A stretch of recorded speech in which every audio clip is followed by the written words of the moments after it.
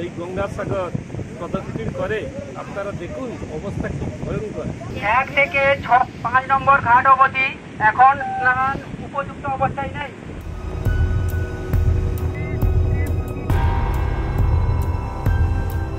একটা জিনিস কি যে পুরো সমুদ্র একেবারে উঠার আমাদের দোকানপাট এখানে সেখানে নিয়ে পুকুরের মতো লাগতে হচ্ছে। আমাদের সেরকম দোকানের জায়গা কিনেছিল, তখন সাগর মাঠে এদিকে নিয়ে যেতে হচ্ছে, সেদিকে নিয়ে যেতে হচ্ছে, প্রচুর উঠাল এখানটায়। কি হচ্ছে সমুদ্র কি এখন কি এখন সমুদ্র পরপর ভেঙে ভেঙে চলে যাচ্ছে, এখন কিছু অবস্থা নেই। আপনাদের দোকানদানি কি সরিয়ে নিতে হয়েছে? হ্যাঁ, সেটা প্রতি সময় সে কিনতে হচ্ছে, মিনিটে মিনিটে সে কিনতে হচ্ছে। পুলিশ কি বলছে কি?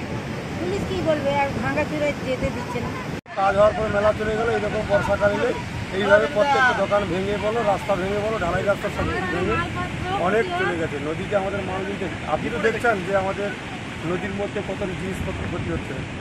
খাট চলে গেছে, কাল 2-3 খাট চলে গেছে নদীর মধ্যে, মালগুলো তুলেছি আমরা পূজার লোকের, এরকম গাছপালা সব ভেঙে একদম কিছুই থাকছে না। প্রত্যেক বছর নিয়ম এইভাবেই হচ্ছে। ব্যবসা বাণিজ্য তো বন্ধ, তো সব একদম। আর 5-6 দিন এইভাবে হচ্ছে। আর যে কটাল এসেছে, এই কটালের যে ভাঙনটা আপনি দেখতে তো পাচ্ছেন, আর বলার আমার কিছু নেই। প্রত্যেকটা দিন আমরা এইভাবে খাট নিয়ে চলছি, কোনো ব্যবসায়ী আমাদের।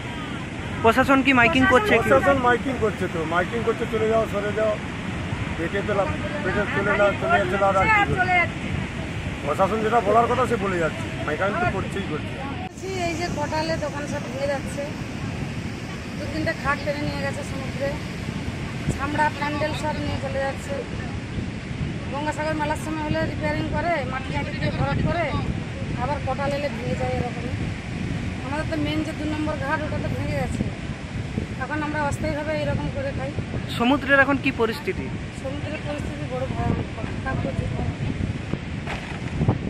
কতটা আতঙ্কের মধ্যে আছো? ওই যে আতঙ্কের মধ্যে তো থাকতেই হবে, যেমন 3টা মাল সমেত খাট গঙ্গা থেকে চলে গেছে। আস্তে আস্তে আমরা বাড়ি থেকে আসার আগেই চলে গেছে। তারপরে যে প্যান্ডেলগুলো খুলে নিচ্ছি, যেগুলো পাচ্ছি খুলে নিচ্ছি, আর যেগুলো গেছে গেছে। নিয়ে কোথায় যাবে? নিয়ে যে আবার উপরের দিকে বাঁধতে বলছে, উপরের দিকে বানাবো। একদিক দিয়ে রাস্তা বানায়, অন্য দিক দিয়ে লোক সব উঠে চলে যায়। যাত্রীরাও তো ভয়ঙ্করভাবে আসে যায় না, ওদেরও তো তেমন স্থায়ীভাবে কোনো ঘাট নেই যে চলে যাচ্ছে। একবারে 1 নম্বর থেকে 5 নম্বর পুরোটা